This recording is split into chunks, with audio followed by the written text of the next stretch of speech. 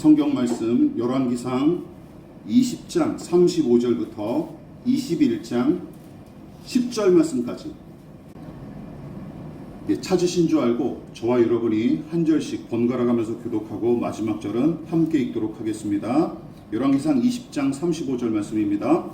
선지자의 무리 중 한 사람이 여호와의 말씀을 그의 친구에게 이르되 너는 나를 치라 하였더니 그 사람이 치기를 싫어하는지라. 그가 그 사람에게 이르되 내가 여호와의 말씀을 듣지 아니하였으니 내가 나를 떠나갈 때에 사자가 너를 죽이리라. 그 사람이 그의 곁을 떠나가더니 사자가 그를 만나 죽였더라. 그가 또 다른 사람을 만나 이르되 너는 나를 치라 하매 그 사람이 그를 치되 상하도록 친지라.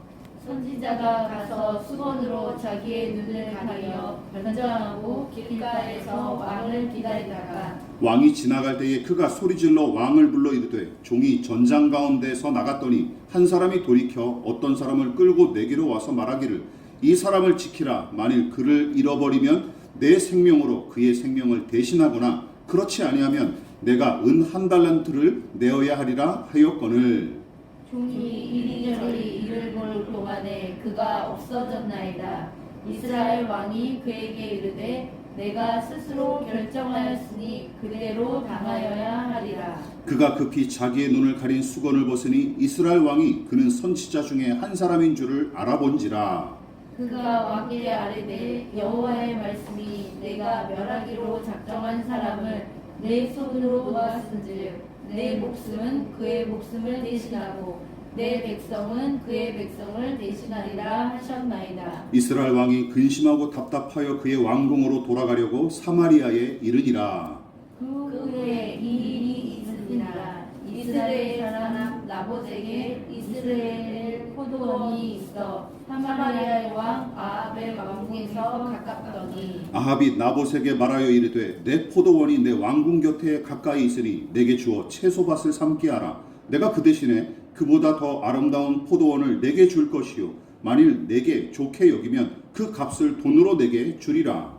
나봇이 아합에게 말하되 내 조상의 유산을 왕에게 주기를 여호와께서 금하실지로다 하니 이스라엘 사람 나봇이 아합에게 대답하여 이르기를 내 조상의 유산을 왕에게 줄 수 없다 하므로 아합이 근심하고 답답하여 왕궁으로 돌아와 침상에 누워 얼굴을 돌리고 식사를 아니하니 그의 아내 이세벨이 그에게 나와 이르되 왕의 마음에 무엇을 근심하여 식사를 아니하나이까. 왕이 그에게 이르되 내가 이스라엘 사람 나봇에게 말하여 이르기를 내 포도원을 내게 주되 돈으로 바꾸거나 만일 내가 좋아하면 내가 그 대신에 포도원을 내게 주리라 한즉 그가 대답하기를 내가 내 포도원을 내게 주지 아니하겠노라 하기 때문이로라. 그의 아내 이세벨이 그에게 이르되 왕이 지금 이스라엘 나라를 다스리나이까. 일어나 식사를 하시고 마음을 즐겁게 하소서. 내가 이스라엘 사람 나봇의 포도원을 왕께 드리리이다 하고 아합의 이름으로 편지들을 쓰고 그 인을 치고 봉하여 그의 성읍에서 나봇과 함께 사는 장로와 귀족들에게 보내니 그 편지 사연에 이르기를 금식을 선포하고 나봇을 백성 가운데에 높이 앉힌 후에 다 같이 불량자 두 사람을 그의 앞에 마주 앉히고 그에게 대하여 증거하기를 내가 하나님과 왕을 저주하였다 하게 하고 곧 그를 끌고 나가서 돌로 쳐 죽이라 하였더라. 아멘. 우리 말씀의 제목을 같이 한번 읽어보도록 하겠습니다. 자, 시작. 왕이 근심하고 답답하여. 왕이 근심하고 답답하여라는 제목으로 하나님 말씀 전하도록 하겠습니다. 아합은 북이스라엘 왕들 가운데서도 가장 사악한 왕으로 꼽히지만 북이스라엘 역대 왕 중에서 제가 지난번에도 강조했었죠. 이만큼 큰 기적과 은혜를 여러 번 누린 왕은 솔직히 찾아보기가 힘듭니다. 그가 하나님을 신실하게 모시고 매 순간 선한 일을 힘써서 이런 기적과 은혜가 주어진 것인가요? 말도 안 되죠. 흉악하고 교활하기 짝이 없는 인간이기에 하나님께서 은혜를 베푸실 이유가 하나도 없습니다. 다만 그와 북이스라엘 백성을 여전히 오래 참으시는 하나님의 넘치는 자비와 긍휼 때문이고 더불어 엘리야를 비롯한 신실한 신자들의 믿음과 기도 덕택에 그나마 은혜의 샘이 마르지 않았던 것으로 보는 것이 우리 더 낫습니다. 어쨌든 아합은 분에 지나치도록 은혜를 베푸신 하나님께 감사하고 그 권능을 경배하기는커녕 도리어 하나님이 심판하시기로 작정하신 벤하닷 2세를 제멋대로 놓아주는 짓을 저지르죠. 이 부분을 우리가 조심해야 된다라고 지난 시간 말씀드렸어요. 아합이 아람의 왕을 놓아준 일은 그의 생명과 인권을 존중하기 위해서라거나 아니면 이웃사랑의 계명을 실천하기 위한 행동이 아닙니다. 그저 정치적인 이익을 도모하기 위한 한낱 쇼에 불과할 뿐이고 더 나아가 심판을 작정하신 하나님의 뜻을 정면으로 거스른 파렴치한 죄악이자 오만방자한 작태에 불과하죠. 무엇보다 참전 용사로 변장한 한 선지자가 아합을 만나 잡아둔 포로를 놓친 이야기를 진짜인 것처럼 꾸며대며 왕에게 들려주었을 때 아합 왕이 그를 향해 어떻게 얘기했습니까? 내가 결정했으니 그대로 당하라 하며 냉담하게 판결한 일 자체가 하나님의 뜻을 무시하고 아람 왕 벤하닷을 놓아준 일이 너무나 오만하고 불의한 일이었음을 스스로 자백한 것이나 마찬가지였었죠. 저 스스로 하나님인 것처럼 행세하며 제멋대로 선과 악을 판단하는 이 죄인의 본성이 제멋대로 대적을 놓아준 아합의 행태를 통해 여실히 드러났던 것입니다. 그런데도 아합의 악행은 멈추지 않았고 21장에서도 계속 이어질 뿐만 아니라 벤하닷 2세를 풀어준 이야기와 두들겨 맞은 선지자와 만난 이야기는 이 정도로 마무리해서는 안 돼요. 왜냐하면 두 이야기에 담긴 아합의 악행이 21장에서 저지른 악행과도 밀접한 연관이 있기 때문입니다. 자, 무엇보다 20장과 21장에 반복하여 등장하는 아합의 행태가 바로 그 사실을 방증해요. 성경이 또 이 부분을 굉장히 똑같은 어조로 기록을 했습니다. 20장 43절 같이 읽어볼까요? 시작. 이스라엘 왕이 근심하고 답답하여 그의 왕궁으로 돌아가려고 사마리아에 이르니라. 이거 언제인지 아시죠? 그 변장했던 선지자에게 한 소리 듣고 나서 불쾌해서 이제 돌아간 이야기를 기록한 거예요. 자, 21장 4절도 똑같습니다. 시작. 아합이 근심하고 답답하여 왕궁으로 돌아와 침상에 누워 얼굴을 돌리고 식사를 아니하니. 이 모습 보면 누가 생각나죠? 어린 자식들이 생각나죠. 이게 기분 나쁘다고 밥도 안 처먹고 막 등 돌리고 자고 있는 거 다들 겪어보셨죠? 이런 짓을 하고 있는 거예요. 다른 번역본은 근심하고 답답하여라는 이 부분을 마음이 상하고 화를 냈다, 침울한 심정이 되었다 하고 번역했는데, 대부분 사람이 답답함을 느끼고 마음이 상할 때가 언제인지 한번 생각해 보십시오. 자신의 바람이나 욕구를 제대로 펼치지 못할 때, 혹은 자기가 세운 계획이나 뜻이 좌절될 때가 아닙니까? 본문의 아합이 바로 그러한 거예요. 자, 하지만 그의 바람과 뜻은 애초부터 사악했다는 사실을 우리는 염두에 둬야 할 필요가 있는 것이죠. 자, 그렇다면 이 사람의 아합의 근심과 답답함은 어디서 비롯되었을까요? 그것을 살피고 우리가 오늘 이 반면 교사로 삼는 그런 시간들이 되었으면 좋겠습니다. 그래서 두 가지를 함께 나누도록 하겠습니다. 첫 번째, 같이 읽어보겠습니다. 시작. 하나님을 무시하고 사람 위에 군림하는 아합의 교만. 아합의 교만이 바로 답답함과 근심의 원흉이라는 것이죠. 자, 우리는 이미 지난 설교를 통해 아합이 벤하닷 2세와 아람을 심판하기로 작정하신 하나님의 뜻을 완전히 무시하고 오히려 자기가 선과 악을 판단하는 주체인 것처럼 행세한 사실을 꼬집어 비판했습니다. 교만의 의미를 굳이 국어사전에서 찾을 필요가 없어요. 아합의 행실을 기록한 본문의 이야기가 교만이 무엇인지 매우 쉬우면서도 아주 분명하게 보여주죠. 그래서 하나님과 그분의 뜻을 무시하는 아합의 교만한 중심은 또다시 언급해봤자 입만 아플 뿐입니다. 그런데 제가 교만한 아합의 행실에 관해서 오늘 본문의 내용을 가지고 묵상하던 와중에 얻어맞은 선지자가 전쟁터에서 돌아온 군인으로 가장하여 아합과 만난 이야기를 주목했고, 그 중에서 아합의 오만방자한 태도가 여실히 드러난 구절이 눈에 밟혔습니다. 그게 바로 우리가 지난주에 한 번 더 살펴봤던 20장 40절이에요. 자, 같이 한번 읽어볼까요? 시작. 종이 이리저리 일을 볼 동안에 그가 없어졌나이다. 이스라엘 왕이 그에게 이르되 내가 스스로 결정하였으니 그대로 당하여야 하리라. 자, 여러분 이 말을 잘 이제 염두에 두시기 바랍니다. 아람과의 전쟁에 참전했던 군인으로 이제 변장을 했던 이 선지자가, 얻어맞았던 선지자가 그러면서 어떤 얘기를 한 거예요? 제가 전쟁에 참전했었는데 맡겨둔 포로를 제가 그냥 깜빡해서 놓쳤습니다 하고 하소연을 했더니 아합 왕이 그를 향해서 뭐라고 대답한 거예요? 네가 자초한 일이니 그에 상응하는 대가를 너는 치러라 라고 아주 냉담하게 대꾸했고, 그 말을 들은 선지자는 그제서야 자신의 정체를 드러낸 뒤에 다음과 같은 하나님의 뜻을 전했죠. 어떤 뜻이었습니까? 주께서 이렇게 말씀하셨습니다. 내가 멸망시키기로 작정한 사람을 내가 직접 놓아주었으니 너는 그 목숨을 대신하여 죽게 될 것이고 내 백성은 그의 백성을 대신하여 멸망할 것이다. 세번역 성경을 이렇게 번역한 거예요. 아합이 근심하며 답답했던 이유가 바로 이 예언 때문이었던 거예요. 그러니까 자기가 북이스라엘의 왕이자 거대한 아람 군대를 격퇴시킨 장본인인 것처럼 으스대느라 벤하닷 이세를 풀어줬건만 어디서 지나가는 이 선지자 나부랭이 따위가 나타나서 뭐라고 얘기한 거예요? 당신이 당신이 내게 말했던 것처럼 당신도 당신이 행한 대로 대가를 치르게 될 것이요 하나님 앞에 라고 얘기를 하니까 불쾌했던 거예요. 이 말이. 이게 기분이 상했던 것입니다. 하나님과 그분의 뜻을 깡그리 무시하는 이 아합의 불신앙과 그의 교만한 태도는 초등학교 어린이일지라도 본문을 읽으면 얼마든지 파악할 수 있는 사실이에요. 그런데 이번에 저는 참전한 군인으로 변장했던 선지자를 대하는 아합의 이 말과 태도를 더 주목했습니다. 여러분, 이거 얼마나 졸렬한 태도입니까? 생각해 보십시오. 앞에 이야기를 생각해 보세요.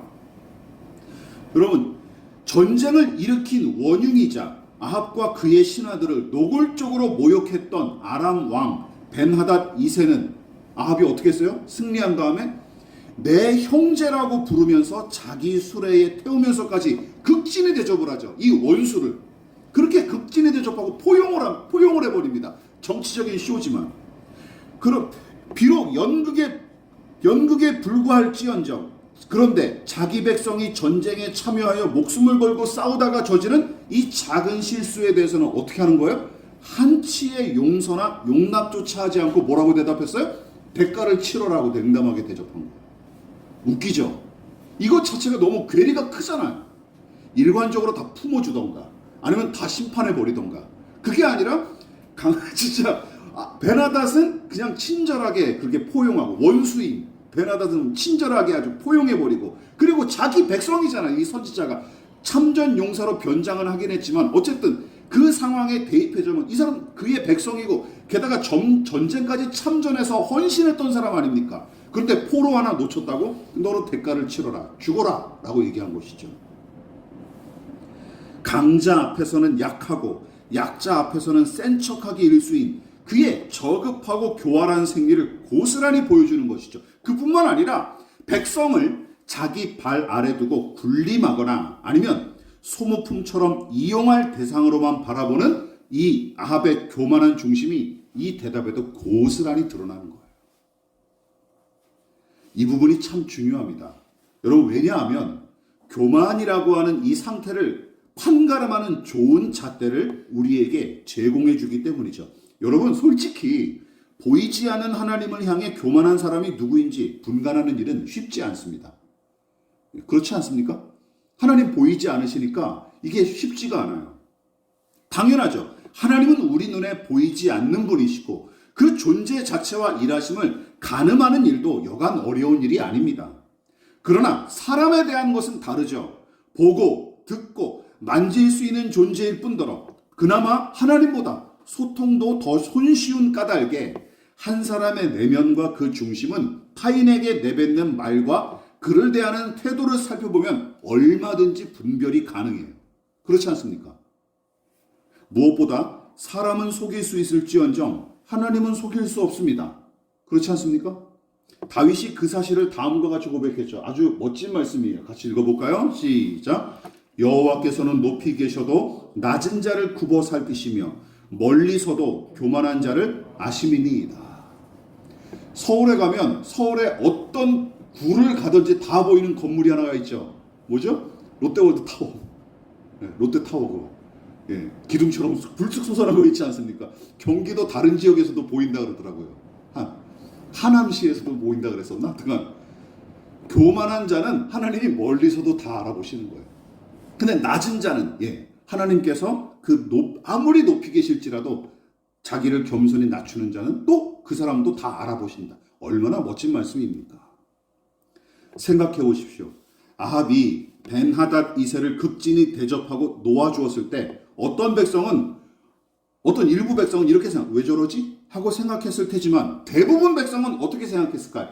와, 우리 임금이 이토록 배포가 크고 신심이 믿음이 깊구나 하고 칭찬했을 테죠. 그러지 않았겠습니까?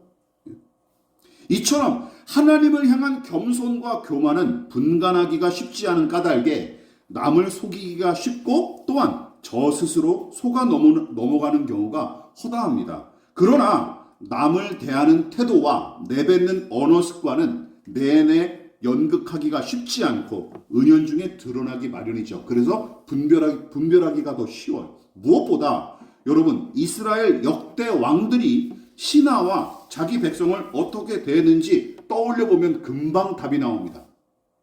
사울과 아합을 비롯한 악한 왕들의 특징이 무엇입니까? 백성 위에 군림하기 일쑤고 그저 백성을 자기 이익을 위한 도구로 삼았을 뿐입니다. 충신인 다윗을 아끼기는커녕 경쟁 상대로 삼아 갖은 수단과 방법을 이용해서 해코지했던, 그리고 다윗을 편들었다는 이유로 하나님의 제사장 아히멜렉과 그 가족을 몰살시켰던 사울 왕을 한번 생각해 보십시오. 악한 왕들만이 아닙니다. 여러분, 아둘람 동굴에서 소외된 무리를 친구로 삼아 함께 거주하고 또 요나단의 절름발이 아들 무비보셋을 극진히 대접했으며 전쟁에 나가 목숨을 걸고 싸웠던 부하들의 헌신을 극진히 고마워했던 다윗을 생각해 보십시오. 이 사람이 성령 충만하고 믿음이 좋았을 때는 자기 부하들과 백성 그리고 소외된 자들까지도 다 품어줄 줄 아는 그런 긍휼과 아량이 있는 사람이었어요. 그런데 다윗이 영적으로 무뎌지고 하나님과 멀어졌을 때 무슨 일을 저질렀습니까? 자신의 권력을 이용하여 밧세바를 함부로 취하고 그녀의 남편이자 충신인 우리야를 회방꾼으로 여겨 살인교사하지 않았습니까? 정확하죠. 사람에 대한 태도가 그의 영적인 상태를 여실히 보여주는 거예요. 그 아들 솔로몬도 마찬가지죠. 그나마 하나님 앞에 신실했던 시기에는 아들을 놓고 다투던 두 창녀의 말에 귀를 기울일 정도로 백성에게 극진했으나 믿음을 잃어가고 교만해질수록 오랫동안 진행된 대규모 토목공사를 위해 백성을 거기에 다 그냥 착취시켜버리죠. 동원시켰죠. 그래서 막 함부로 이용해 먹지 않았습니까? 그로 말미암아 이스라엘이 남과 북으로 갈라졌던 일을 생각해 보십시오. 여지가 없습니다. 하나님 앞에 올바르고 그리고 선하게 행할 때는 그 믿음이, 그 태도가 무엇으로 나타났어요? 사람을 향한 태도로 고스란히 나타났던 것입니다. 그래서 우리가 기억하십시다. 자기가 모든 사람보다 우월하기에 그만큼 대접받을 값어치가 있으며 대놓고 표현하진 않았을지라도 하나님의 권위와 그분의 뜻보다 자기의 권위와 선택을 더 우위에 놓는 이 교만한 중심이 무엇으로 드러나요? 타인을 얕잡아보고 홀대하는 것은 물론이고 자기 이익을 위한 도구로 착취하는 형태로 나타나는 것입니다. 하나님에 대한 태도가 누구에 대한 태도로 나타나는 거예요? 사람을 대하는 태도에서 고스란히 반영이 되는 거예요. 지금도 마찬가지입니다. 이건 분명한 영적인 원리의 성경의 가르침이에요. 하나님과 그 뜻을 무시하는 교만한 인간이 사람을 향해서는 예의를 갖추고 겸손할 수 있습니다. 그렇죠? 불신자 중에서도 젠틀한 사람 많잖아요. 그렇죠? 그렇지만 그 사람들은 하나님을 무시하잖아요. 그러니까 인격적으로, 개인의 인격과 어떤 도덕적으로 고상한 사람들이 있을 수는 있어요. 하나님을 무시할 수 있을지라도. 그런데 이거는 진짜 요즘 애들만 빼박입니다. 뭐냐? 남의 인격을 함부로 짓밟고 착취하는 사람은 제 아무리 경건한 체할지라도 하나님은 그 사람을 교만한 자로 간주하십니다. 믿으십니까? 아무리 헌금자라고 신앙생활에 철두철미하더라도 그 사람의 영적인 상태, 중심은 망가져 있다는 거예요. 이 사실은 분명합니다. 저도 그래서 어떤 사람을 볼 때 바로 그 사람이 다른 사람을 어떻게 대하는지 그걸 살펴봐요. 여러분, 아합의 근심과 답답함은 바로 이 교만한 마음에서 비롯된 것이었던 거예요. 그뿐만이 아닙니다. 두 번째로 한번 함께 살펴보겠습니다. 시작. 율법과 전통을 무시하고 남의 것까지 탐내는 아합의 탐욕, 교만과 탐욕에 관한 이야기입니다. 21장의 이야기는 그 유명한 나봇의 포도원에 관한 내용이죠. 아합은 선지자와 만나 하나님의 경고를 들은 이후에도 정신을 못 차렸는데 그는 궁궐과 가까운 거리에 있던 나봇이라는 사람의 포도밭을 자기 정원으로 삼겠다며 욕심을 부렸고 포도밭의 주인인 나봇에게 그에 상응하는 값을 지불하겠다고 약속하며 넘기기를 요구했으나 나봇이란 사람이 이 사람도 또 보통 사람은 아니었던 것 같아요. 왕의 요구에 눈 하나 깜빡하지 않은 채 뭐라고 대답합니까? 제가 조상의 유산을 임금님께 드리는 일은 주께서 금하시는 불경한 일입니다 하고 단호하게 거절해버리죠. 왕의 요구조차 용감히 거절한 나봇이 대단해 보이십니까? 물론 나봇이란 사람의 배포가 크고 믿음이 깊었기에 아합의 요구를 거절한 것으로도 볼 수 있지만 다른 한편으로는 이렇게 생각할 수도 있는 거예요. 아합 왕이 너무나 터무니없는 요구를 했기에 나봇이 거절했다고 보는 것도 맞는 것이죠. 결혼한 사람에게 네 남편 나한테 줘라 이렇게 하면 사람들이 뭐라고 생각해요? 미쳤구나 그렇게 생각하겠죠. 나봇이 그런 마음으로 거절을 했다라고 보는 게 훨씬 더 문맥상 맞습니다. 그러니까 아합이 너무나 터무니없는 내용을 나봇에게 요구했고 나봇의 입장에서는 거절하는 것이 오히려 지극히 자연스러운 일이었을지도 모르는 일이죠. 왜냐하면 이스라엘 백성이 소유한 땅은 북이스라엘이나 남유다 상관없이 모든 이스라엘 백성이 소유한 땅은 애초부터 그 소유권이 사람에게 있지 않습니다. 죄다 하나님께 있고 토지 매매와 거래에 관한 것도 모두 하나님께서 정해놓으신 율법의 명령을 따라 이루어지기 때문이죠. 자, 이에 대한 대원칙이 바로 구약성경 레위기에 기록되어 있습니다. 레위기 25장 23절 같이 읽어볼게요. 시작. 토지를 영구히 팔지 말 것은 토지는 다 내 것임이니라. 너희는 거류민이요 동거하는 자로서 나와 함께 있느니라. 새번역 성경은 이 구절을 좀 더 쉽게 이렇게 번역했습니다. 같이 읽어볼까요? 시작. 땅을 아주 팔지는 못한다. 땅은 나의 것이다. 너희는 다만 나그네이며 나에게 와서 사는 임시 거주자일 뿐이다. 이거 딱 들어맞는 말씀 아닙니까? 여러분, 다시 말해 토지에 대한, 땅에 대한 성경의 사상은 다음과 같습니다. 사람은 땅의 주인이 아니라는 것이죠. 오직 하나님이 이 땅의 주인이시고 사람은 그저 어떤 존재? 이 땅을 빌려 쓰는 존재라는 거예요. 어찌 보면 당연한 가르침입니다. 맞지 않습니까? 여러분, 저 스스로 만든 적이 없고 그리고 마음대로 할 수 없는 것이 땅을 비롯한 자연인데 어떻게 인간이 제멋대로 그 소유권을 주장할 수 있단 말입니까? 그렇지 않습니까? 그게 이치에 맞죠. 땅을 만들어냈다? 그러면 그 소유권을 주장할 수 있겠죠. 근데 그게 아니잖아요. 자연은 다 하나님이 창조하신 것이잖아요. 자, 어쨌든 나봇은 이스라엘 사람이면 누구나 다 아는 이 원리와 대원칙을 내세워서 아합의 요구를 거절을 했고 반대로 아합은 보통 사람이면 도무지 입 밖으로 꺼내놓을 수 없는 이 내용을 파렴치하게 요구한 거예요. 자, 이처럼 아합의 요구는 지극히 몰상식하고 불합리할 뿐만 아니라 율법의 명령으로 형성된 이스라엘 전통마저 정면으로 무시하는 작태였던 것입니다.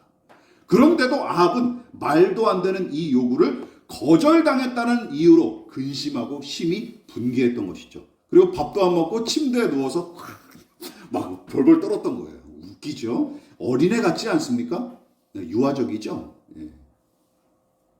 물론 아합의 아내인 이세벨은 우리가 다음 시간에 살펴볼 거예요. 이스라엘의 율법과 전통을 우스꽝스럽게 여기고 일말의 고민도 없이 냅다 악행을 저질렀지만 이 부분은 우리가 다음 설교에서 좀 더 자세하게 살펴보고 자, 오늘은 아합의 고민과 답답함만 주목하십시다. 그러니까 아합이 고민하고 답답했던 이유도 20장과 다르지 않아요.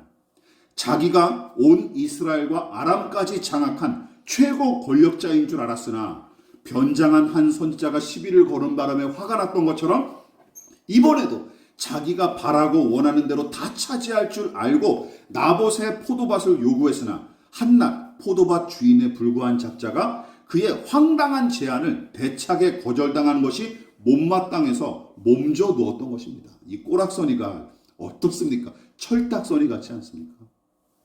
자, 근데 무서운 일은 무엇입니까?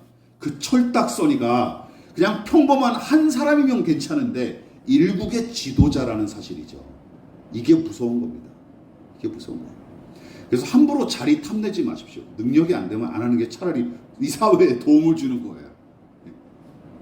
철딱서니가 일국의 임금이라는 것이죠. 그래서 그의 아내인 이세벨은 남편의 권력을 이용하여 나봇을 죽이고 끝내 나봇을 죽이고 포도밭을 강탈합니다. 그게 다음 시간에 이어질 내용이에요. 그리고 교활한 아합은 서슴치 않고 악행을 저지르는 이 아내 이세벨의 뒤에서 이득만 챙길 뿐이죠. 당신이 좀 해줘. 밀어낸 다음에 자기는 뒤에서 이제 앉아서 구경만 해. 머리가 좋은데 진짜 그 머리를 이런 데만 쓰는 거예요. 큰 힘에는 큰 책임이 따른다. 이 스파이더맨 영화를 관통하는 중요한 대사 아닙니까? 큰 힘에는 큰 책임이 따른다는 만고불변의 진리가 여기서도 고스란히 적용되는 것입니다. 그렇다면 아합과 이세벨 둘 중에 누가 더 악할까요? 고민하지 마십시오. 똑같은 놈들입니다. 악을 저지르는 형태만 다를 뿐 둘 다 저질스럽고 악한 죄인일 뿐이죠. 그러나 인간의 모든 욕구가 다 악한 것처럼 오해하지는 마십시다. 자, 그렇다면 우리가 살펴볼 지점은 이것이죠. 건강한 인간의 욕구와 사악한 탐욕, 탐심은 어떻게 분간할까요? 그 기준이 무엇일까요? 제가 여러분들에게 이것을 말씀드리고 싶습니다. 아합의 이야기가 그 힌트입니다. 자, 뭘까요? 욕구와 탐심을 구분하고 분간하는 것. 하나님께서 정해놓으신 율법의 명령과 그 정신을 거스르고 그 바탕 위에 세워진 세상의 법과 사회적 통념이나 도덕적 기준까지 어기면서까지 무언가를 소유하려는 자태. 그것이 죄로 얼룩진 탐욕과 탐심이라는 것이죠. 건강한 욕구와 대별되는. 하지 말아야 될 것, 가질 필요가 없는 것까지 가지려고 욕심을 부리는 것. 이게 탐욕이라는 것이죠. 그래서 시편 119편을 지은 믿음의 사람은 다음과 같이 하나님께 기도하며 은혜를 구했습니다. 자, 119편 36절 시작. 내 마음을 주의 증거들에게 향하게 하시고 탐욕으로 향하지 말게 하소서. 시인은 자신의 마음이 주의 말씀을 갈망하고 추구하는 대신 더러운 욕심에 이끌리지 않게끔 도와주십사 기도하고 있습니다. 왜냐하면 탐욕으로 흐르는 마음을 제어하고 주의 말씀을 따라 사는 일은 우리 자신의 의지와 결심이 필요하지만 그것만으로 되는 일은 아니기 때문이죠. 그래서 뭐 한 거예요? 기도한 것입니다. 이렇게 기도한 거예요. 하나님 도와주십시오. 이 시인은 자신의 욕구가 탐욕으로 흐를까봐 근심하고 염려했던 것입니다. 그래서 이 기도를 한 것이죠. 불신앙에 사로잡힌 아합과 신실한 믿음의 사람인 이 시인의 차이가 바로 여기서 두드러지게 나타납니다. 아합은 제 욕구를 충족시키지 못했던 까닭에 근심했지만 시인은 자신의 욕구가 불의한 곳을 향할까봐 근심했습니다. 같은 근심이라도 이렇게 방향이 다르죠. 그리고 가치가 다르죠. 질적으로 다르죠. 여러분, 누가 하나님을 섬기는 사람입니까? 당연히 후자죠. 당연히 후자죠.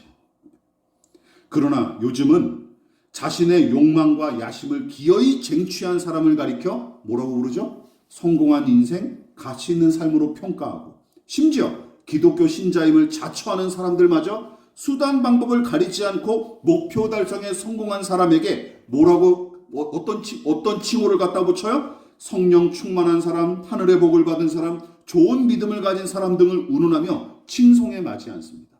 이건 참 너무나 아이러니한 일이에요. 그 기준을 따지면 본문의 아합과 이세벨은 물론이고 아람의 왕인 벤하닷 2세조차 하늘의 복을 받은 신실한 믿음의 사람이 되는 거예요. 여러분, 과연 이렇게 생각하는 사람들은 하나님을 믿고 따르는 사람들일까요? 아니면 하나님을 빙자하여 개인의 안락과 성공을 추구하는 사람들일까요? 답은 우리가 이미 이렇게 말로 하기는 뻔한데 정작 우리도 자주 속습니다. 이런데 그런 부분에서 우리의 생각과 가치관도 거듭나야 되는 거예요.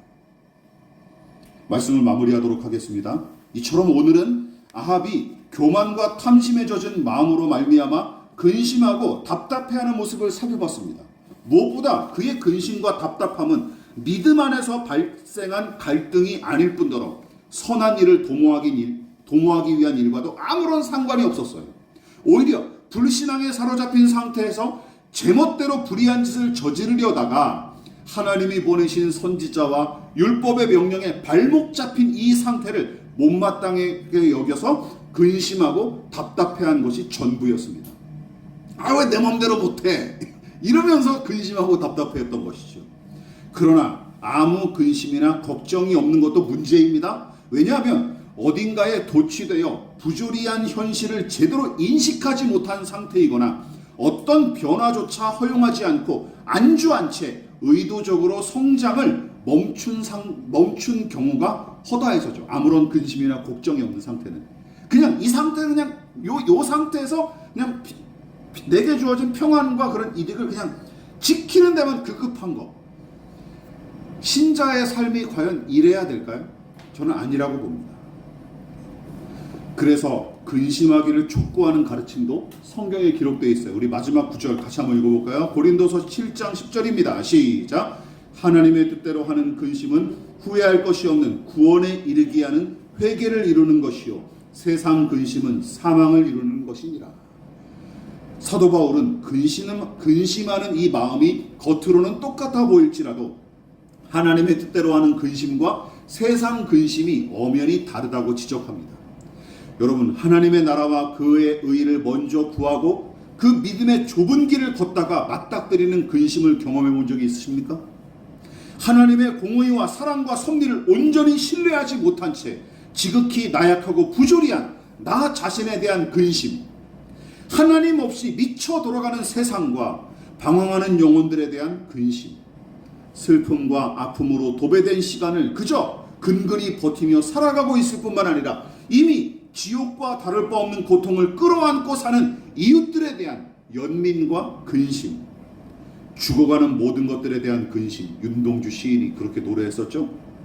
함께 믿음의 길을 걷는 형제 자매들과 그리스도의 몸인 교회 공동체를 향한 근심, 복음의 능력과 그 영광을 완연하게 나타내지 못하는 나와 우리 현실에 대한 근심 등등. 여러분, 이것이 하나님의 뜻대로 하는 근심이 아니겠습니까? 겉보기에는 똑같이 염려하고 근심하는 것 같아도 근심하는 이유가 무엇인지에 따라서 그 가치와 결과는 엄청난 차이를 나타내기 마련입니다.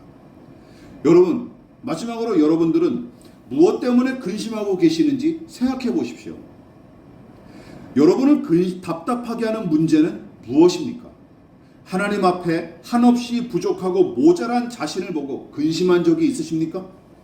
타인이 겪는 슬픔과 고통으로 말미암아 근심하며 눈물로 기도한 적이 언제였습니까? 제 자존심 상하는 일로 분개하고 바라는 것을 갖지 못한 탓에 근심했을 뿐이라면 본문의 아합과 다를 게 하나도 없어요. 자기만을 위해서 근심할 뿐이라면 본문의 아합과 똑같다는 것이죠. 명심하십시다. 사람의 인격과 신앙의 수준은 바로 여기서 판가름 납니다. 그 사람이 그 사람이 주로 무엇을 놓고 근심하는지 살펴보십시오. 예, 그 사람의 인격과 신앙의 수준이 거기서도 판가름 나는 거예요. 내 문제, 내 건강, 내 재산, 내 새끼들, 이 문제들만 놓고 평생 근심한다면 이거는 불신자들과 뭐가 다릅니까? 그리스도인이라고 할 수 없는 것이죠. 주된 근심의 이유가 무엇인지 이번 한 주간 저와 여러분 돌아보시고 점검하시고, 그리고 오늘 시편의 시인이 기도했던 것처럼 하나님을 향해서 내가 지금 어떻게 살아가고 있는지 늘 돌아볼 수 있기를 진심으로 부탁을 드리겠습니다. 기도하겠습니다. 지금은 우리를 위하여 십자가에 몸버려 피 흘려 돌아가신 예수 그리스도의 한량없으신 은혜와 하나님 아버지의 지극하신 사랑하심과 성령 하나님의 영원한 사귐이 우리 안에 여전히 또아리를 틀고 있는 교만과 탐심을 십자가 아래 내려놓고 오직 겸손히 하나님의 종으로서 살아가기를 다짐하여 겸손히 머리 숙인 사랑하는 성도들의 머리머리 위에 저들의 가정과 직장과 사업장과 학업과 장래 가운데 이 나라의 민족과 한국교회와 저 북녘의 동포들과 세계와 열방 가운데 지금부터 영원히 함께 하시기를 간절히 축원하옵나이다. 아멘.